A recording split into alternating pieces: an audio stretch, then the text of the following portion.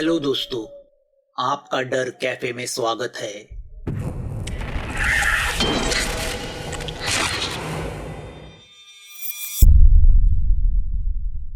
रूपाली के घर के बाहर खड़े नीलेश को सिगरेट पीने का मूड करता है। बहुत देर उसने कंट्रोल किया था, मगर अब उससे रहा नहीं जाता। वो पॉकेट में से सिगरेट निकाल के मुंह में डालता है और लाइटर से उसे जलाता है। जैसे ही वह एक कश मारता है, उसके कानों में एक आवाज सुनाई पड़ती है। वह झटके से गर्दन घुमा के रूपाली की घर की ओर देखता है और उसे एक जोर का झटका लगता है। उसकी रूपाली दरवाजा खोल के बाहर खड़ी थी। 2 मिनट रुकने के बाद वह सुनसान रास्ते से गांव के बाहर चल पड़ती है। नीलेश अपनी हाथ की सिगरेट नीचे फेंकता है और उसे पकड़ने के लिए भागता है। रूपाली की आंखें फाड़ फाड़ के अंधेरे में कई एकटक देख रही है। वह किसी के प्रभाव के नीचे सम्मोहित होके धीरे से चल रही है। नीलेश उसके लगभग पास आता है और रुकता है। वो रूपाली को देख के समझ जाता है कि किसी ने उसको हिप्नोटाइज किया है। उसके मन में ख्याल आता है कि देखे वह कहाँ जा रही है। नीलेश को अपनी ताकत पे बड़ा विश्वास था। उसने कसरत करके अपना शरीर बनाया था। वह इतनी जल्दी हार मानने वालों में से था नहीं। वह तुरंत फैसला करता है कि वह रूपाली के पीछे जाएगा और यह क्या मामला है यह ढूंढेगा। अगर कोई बात हुई तो उसके पास हथियार तो थे ही। वह 40 कदम रखकर रूपाली का पीछा करने लगता है। देखते देखते रूपाली गांव की हद छोड़ के जंगल की ओर जाने लगती है। जैसे ही वह जंगल में प्रवेश करती है, उसकी गति बढ़ जाती है। अब वह इतनी तेज चलने लगती है कि नीलेश को उसके पीछे रहने के लिए दौड़ना पड़ता है। झाड़ियों की परवाह किए बिना वह आगे बढ़ रही है। नीलेश भी कैसे वैसे उसके पीछे भागने की कोशिश करता है। घनी झाड़ी होने के कारण अब आसपास पूरा अंधेरा फैल चुका है। उस अंधेरे में रूपाली ऐसे जा रही है मानो वो उसका रोज का आम रास्ता है। नीलेश टॉर्च निकालता है, मगर जब तक कि वो टॉर्च निकालता, रूपाली उसकी आंखों से ओझल हो जाती है। वो यहाँ वहाँ देख के भागने लगता है। भागते भागते नीलेश के कानों में अब उस सन्नाटे में किसी अजीब मंत्रों का घोष सुनाई पड़ता है। वह एक पल रुकता है और उस दिशा में जाने लगता है। जब घड़ी में 1 बज जाता है और कुछ हलचल नजर में नहीं आती, तब ऋषिकेश के मन में शक घर करने लगता है। हम कहीं गलत जगह पे तो नहीं आए? वह सोच में पड़ जाता है कि वापिस गांव जाए या गांव की हद के पास। उसका अंतर्मन उससे कुछ कहने लगता है, कुछ तो गड़बड़ है, कुछ तो भयानक होने वाला है। वो सौरभ को फोन लगाता है। सौरभ भी शमशान के उस दीवार के पीछे बैठकर उकता गया है। उसकी आंखें भी झपकियां ले रही है। अचानक उसका पॉकेट वाइब्रेट होने लगता है। वह देख के सौरभ डर जाता है और चिल्लाने वाला ही होता है कि उसे याद आता है कि पॉकेट में रखा उसका मोबाइल वाइब्रेट मोड पे है और वही थरथरा रहा है। वो फोन निकाल के देखता है। फोन ऋषिकेश का होता है। वो ग्रीन बटन दबाता है। ऋषिकेश की आवाज आती है, सौरभ अभी के अभी वहाँ से निकलो और तुरंत गांव की हद के बाहर उस जगह आ जाओ जहाँ सुनंदा को देखा गया था। सौरभ उससे पूछता है, क्यों, क्या हुआ? सवाल मत पूछो, जल्दी करो। सौरभ भागते हुए बाहर आता है और स्कूटर स्टार्ट करके गांव की हद की ओर निकल पड़ता है। गांव की हद शमशान से दूर थी, इसलिए वो स्कूटर का स्पीड बढ़ाता है। यहाँ नीलेश उस मंत्र की आवाज की ओर बढ़ता है। उसे आग की रोशनी दिखाई देने लगती है। वह उस रोशनी की दिशा में जाता है और जंगल के बीचों बीच एक विचित्र सी जगह के पास पहुंच जाता है। सामने का दृश्य देख के वो पूरी तरह शॉक हो जाता है। सामने से मंत्र उच्चारण की आवाजें आ रही है। सामने आग जल रही है। वह बारकाई से देखता है, तभी उसे पता चलता है वह आग नहीं बल्कि एक हवन कुंड है। रूपाली अंधेरे में से आके वहाँ खड़ी हो जाती है। वह अजीब सी जगह है। वह एक बहुत ही पुराना सा टूटा फूटा मंदिर है। वह मंदिर कम से कम 500 साल पुराना होगा। उसकी कुछ दीवारें और बस खंबे ही बचे हैं, बाकी सब नामशेष हो चुका है।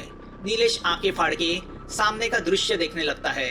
उस मंदिर के बीचों बीच रखे एक हवन में से आग की लपेटें आ रही है।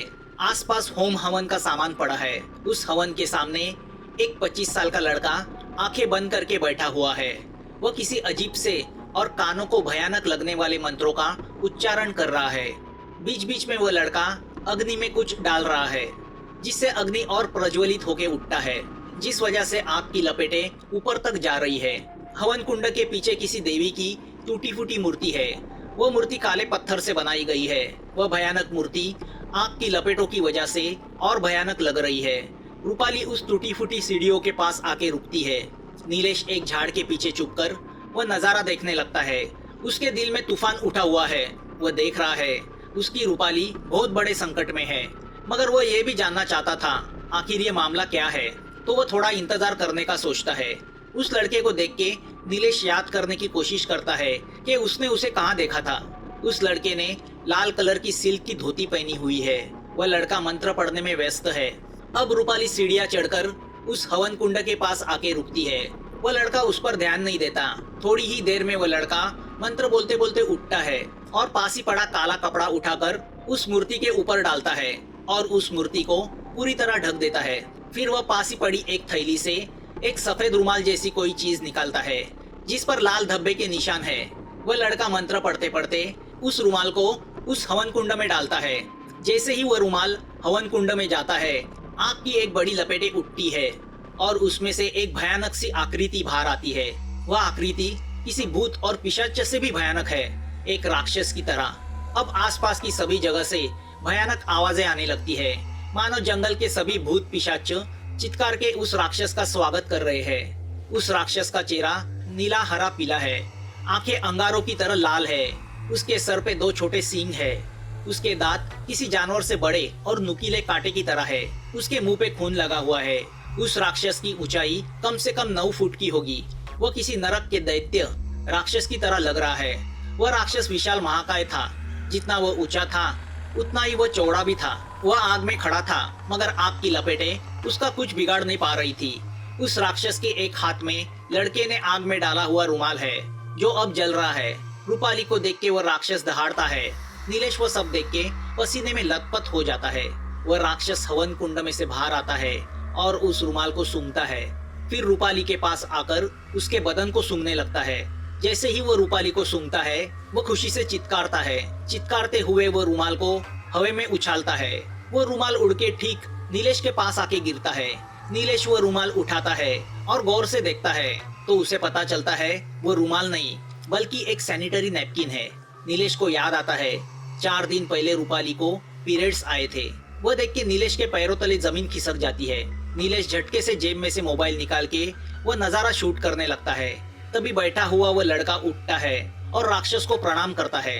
वह राक्षस दहाड़ भरता है और लड़के को बोलता है, हे मांत्रिक, तुम्हें जो स्त्री चाहिए थी वो तुम्हें मिल गई। अब तुम्हारी इच्छा के अनुसार उसके शरीर का उपभोग लो। तुम्हारी संतुष्टि के बाद मैं उसके शरीर का उपभोग लूंगा और आनंद प्राप्त करूंगा। मैंने तुम्हें प्रसन्न किया है, अब तुम मुझे प्रसन्न करो। नीलेश उस लड़के को देखता है।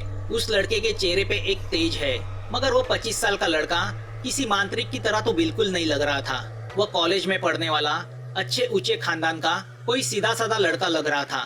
नीलेश उस लड़के को देख रहा है, तभी उसे याद आता है कि उसने उस लड़के को 2 दिन पहले रूपाली के घर के रास्ते पे देखा था, जिससे उसका स्कूटर टकराया था। नीलेश को अब सब समझ में आता है।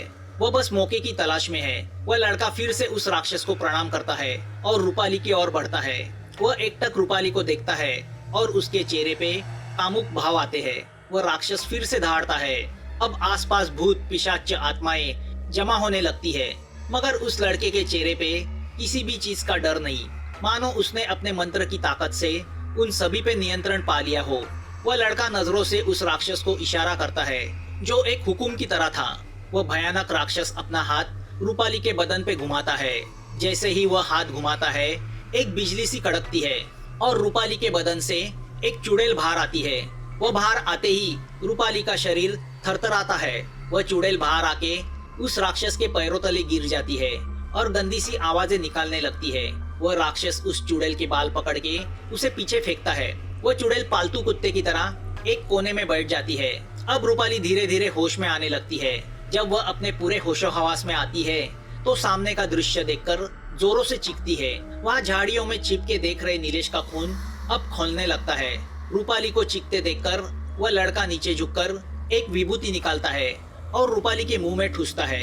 जैसे ही वह विभूति रूपाली के मुंह में जाती है, वह चीखना बंद करके कामुक भाव से उस लड़के को देखने लगती है, मानो उस विभूति ने किसी ड्रग्स का काम किया हो। अब रूपाली के चेहरे पे हंसी आती है और वो झूलने लगती है, मानो उसने बहुत शराब पी रखी हो।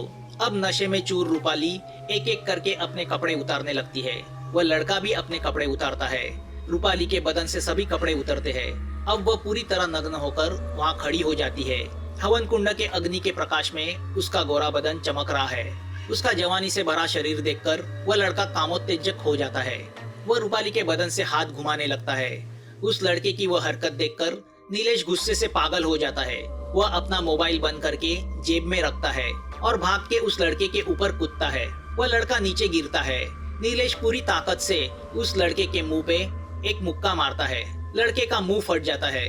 नीलेश उसे दूसरा मुक्का मारने के लिए अपना हाथ उठाता है, मगर कोई अविश्वसनीय ताकत उसका हाथ हवा में पकड़ लेती है। नीलेश मुड़ के देखता है तो उसे पता चलता है उसका हाथ उस राक्षस ने पकड़ा है। वह राक्षस नीलेश का हाथ पकड़ के उसे इस तरह उठाता है मानो उसने चूहे का बच्चा पकड़ा हो।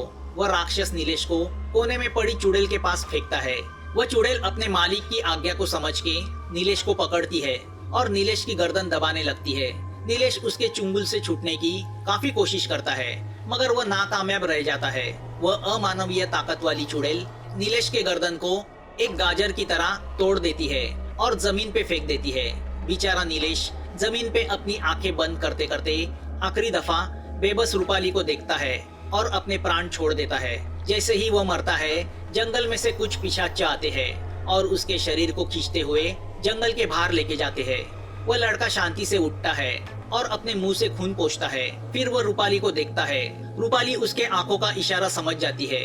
वह अग्निकुंड के पास जाके सो जाती है। उसका बदन अग्निकुंड के लपेटों से और चमक रहा है। वह लड़का रूपाली के उस रूप को अपनी आंखों में समाने लगता है और मन ही मन सोचता है उसे ऐसे ही लड़की की खोज थी। उस लड़के को एकटक रूपाली को देखते देखकर वह राक्षस दहाड़ता है और बोलता है, मांत्रिक, अपने काम को शुरुआत कर। तुम्हारे बाद मुझे उसका उपभोग लेना है। सूर्योदय होने को बस अब कुछ ही देर बाकी है। मेरा वक्त खत्म होगा, जल्दी करो। वह लड़का रूपाली के शरीर पे सवार हो जाता है और उसके जवानी से भरे शरीर का उपभोग लेने लगता है। इस कहानी का अगला पार्ट जल्द आपके सामने आ जाएगा।